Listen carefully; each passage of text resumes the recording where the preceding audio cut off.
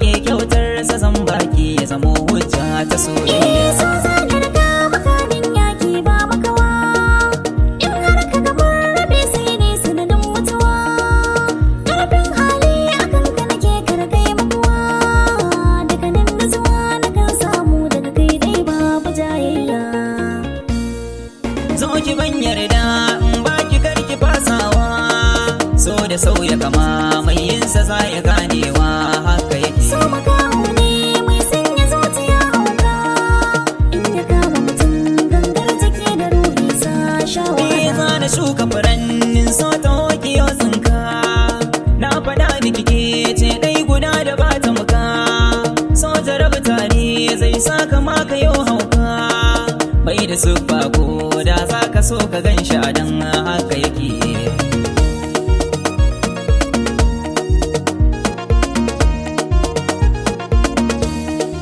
Na zamo inuwa duk inda kai ina binka, ko da rai ba shi mai son ka baya kushe ka. Ni alama ce mai nuna kare haƙƙinka, kar na ja ka da nisa zan yi ma bayani san ka nake.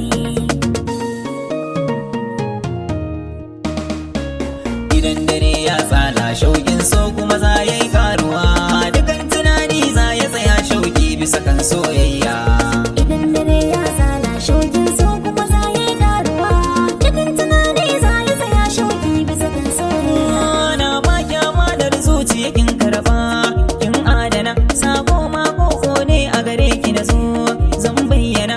Daga zuciya za na faɗa miki sirri na ayyana, so ya kafa hujja kai na rasa na tsoguna, in nai gaba ke ce za ki biyo ni da hannu jinjina. Mai zana aminta da shi in har ga ka ban gan shi ba, farko karshen daga nan lissafin ka ni ce gaba. Mai za ya hana daga nan mai kushe ka ban ki shi ba, in kai magana kunne tuni ya tabka ya shugaba. Madadin ka abuna san ba za a yi ba ko nan gaba. Turren gini ake zane soyayyar muna da tushe ne, tasowa ce shi ne samu soyayya ta zama to kauna. Turan gini ake zane soyayyar muna da tushe ne, da so wace shi ne samu soyayya ta zama to kauna.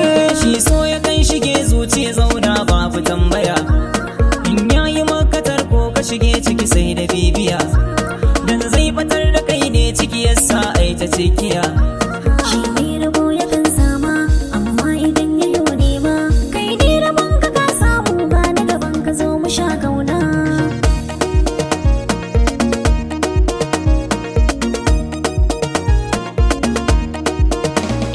Na kara bincike babu kamar kare da zuciya, dan na yi istihara kalami na kan kayan tsaya.